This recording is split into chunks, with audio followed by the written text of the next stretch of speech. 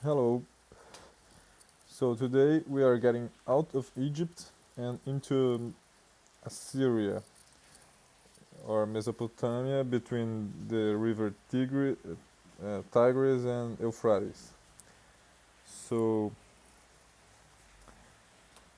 this is an image from the palace of Ashurnasirpal II, a Neo-Assyrian king, and it depicts the tree of life.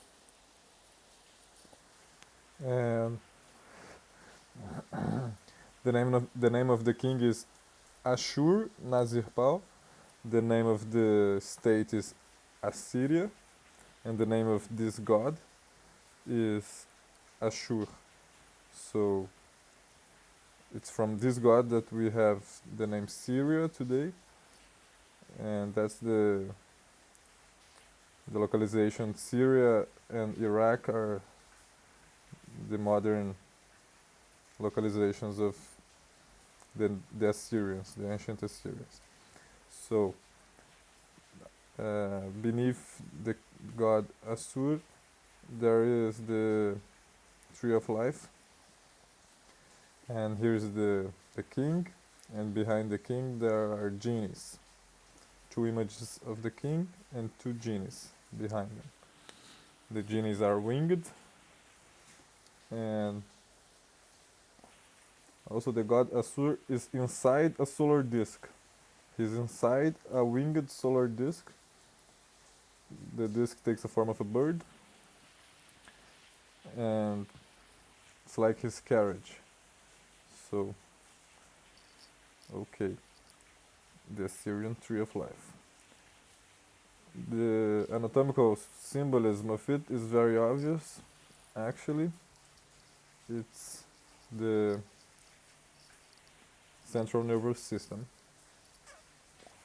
is the trunk of the tree and the solar disk. But actually, this image fits very well with the whole body, not the legs, the upper body. And as you can see, it's aligned here in the head. The end of the column, the spinal column, is more or less here, as you can see with the nose. And here's the end, right here near those feathers of the winged disc. And the alignment is a little bit different between the two images I use, but that's perfectly well within the variation from people, normal people. So the the person it was the person whose skeleton was depicted here, it doesn't matter if it aligns perfectly, because people are different. But what I like is the kind of alignment there is in the whole image. Here in the neck we can see this kind of flower in the top of the tree. It's, there's this movement straighten up here, this kind of triangle. And going down we can see here the length of the ribs is similar to the length of the tree.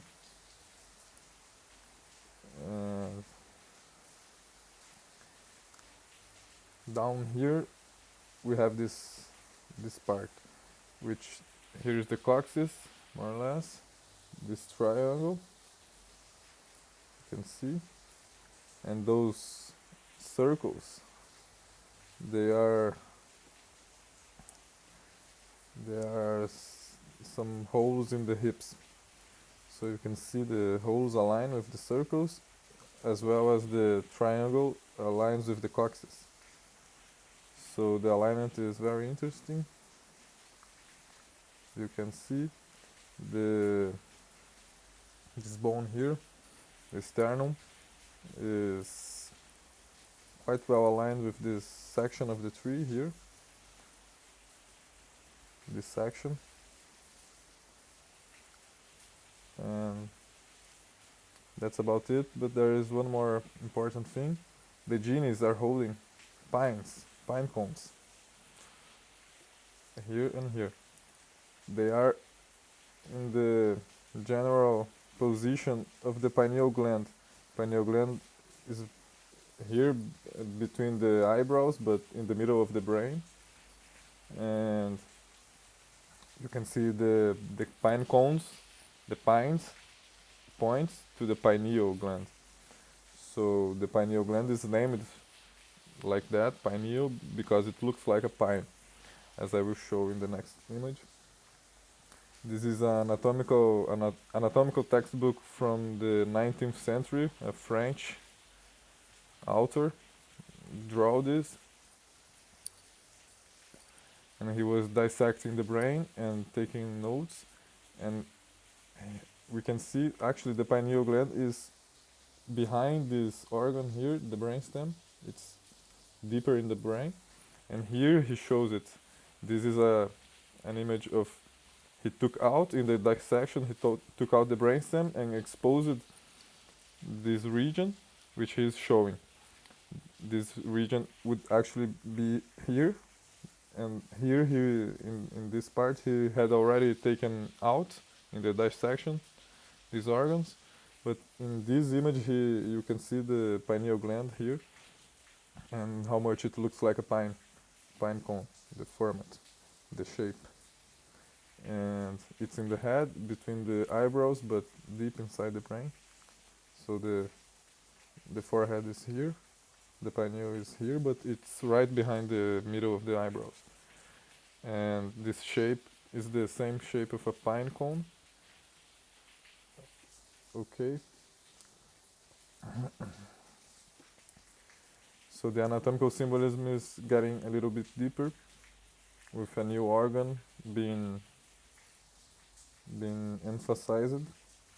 So since I am already in Assyria, the Neo-Assyrian Empire, I will show another image from more or less this time, the same time, which is around the 18th century BC. The tree image actually is from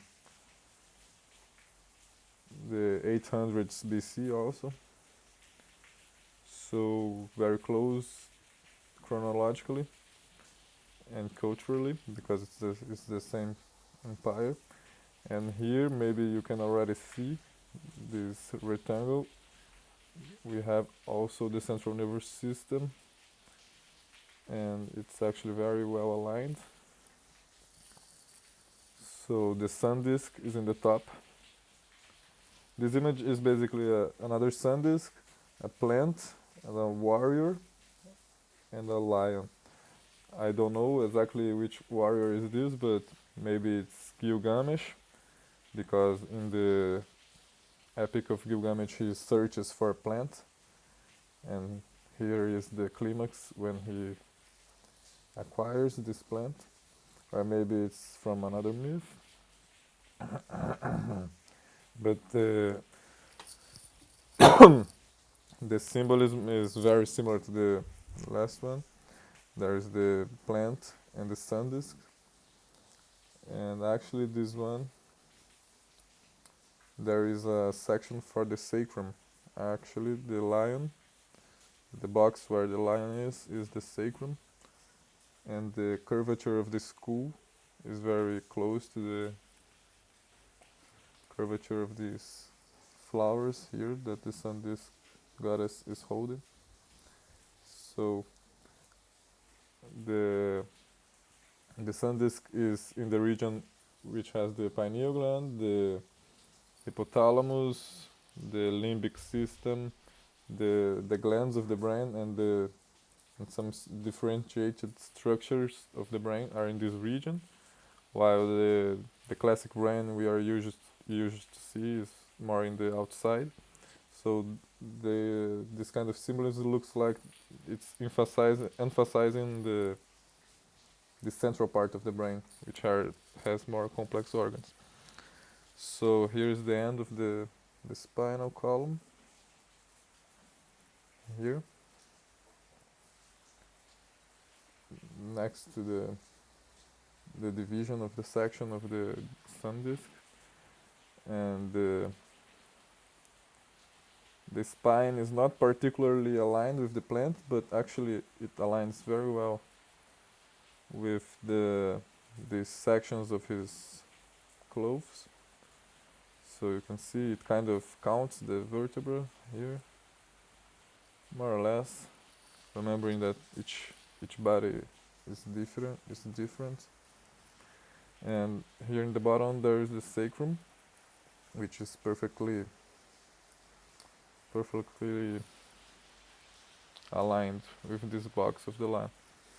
So you can see that the image is not only aligned top and bottom, you can see, but it has the end of the spinal column and the sacrum here. So there are plenty of suggestions that it is actually not anatomical image. So that's it. This is it from Mesopotamia for now. There are a little bit more maybe.